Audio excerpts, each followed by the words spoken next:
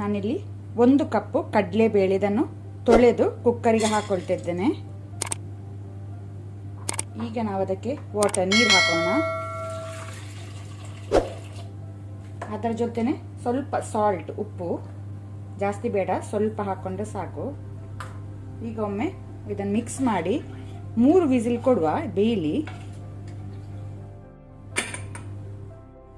ಇಲ್ಲಿ ನಾನು ಅದೇ ಸೇಮ್ ಕಪ್ಪಲ್ಲಿ 3/4 ಕಪ್ನಷ್ಟು ಫ್ರೆಶ್ಲಿ ಗ್ರೇಟೆಡ್ ಕೊಕೊನಟ್ ತೆಂಗಿನ ತುರಿ ತಗೊಂಡಿದ್ದೇನೆ.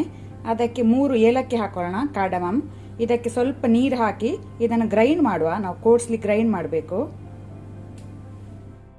ಈಗ ನಾವು ಗೋಡಂಬಿ ಫ್ರೈ ಮಾಡುವ. ಇದಕ್ಕೆ 1 ಟೇಬಲ್ ಸ್ಪೂನ್ ಗೀ ತುಪ್ಪ ಹಾಕೋಣ.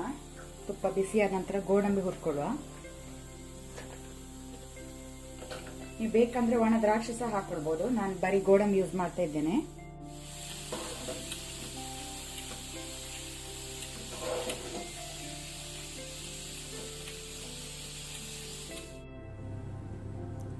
ಕುಕ್ಕರ್ನ ಪ್ರೆಷರ್ ರಿಲೀಸ್ ಆದ ನಂತರ ಅದರಲ್ಲಿ ಲಿಡ್ ತೆಗೆದಿದ್ದೇನೆ. ಕಡಲೆಬೇಳೆ ಸಾಫ್ಟ್ ಆಗಿ ಬೆಂದಿದೆ, ಸಾಕು.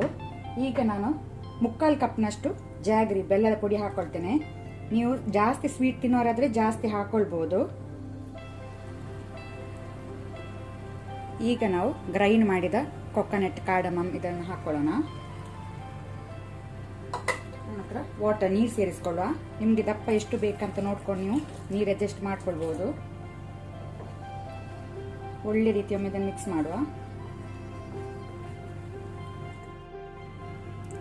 ಒಳ್ಳೆ ರೀತಿ ಬಾಯ್ಲ್ ಬರಲಿ, ಕುದಿಲಿದು. ಒಳ್ಳೆ ರೀತಿ ಬಾಯ್ಲ್ ಬಂದಿದೆ, ಕುದಿ ಬಂದಿದೆ, ಸಾಕು. ನಮ್ಮ ಪಾಯಸ ರೆಡಿ ಆಗಿದೆ.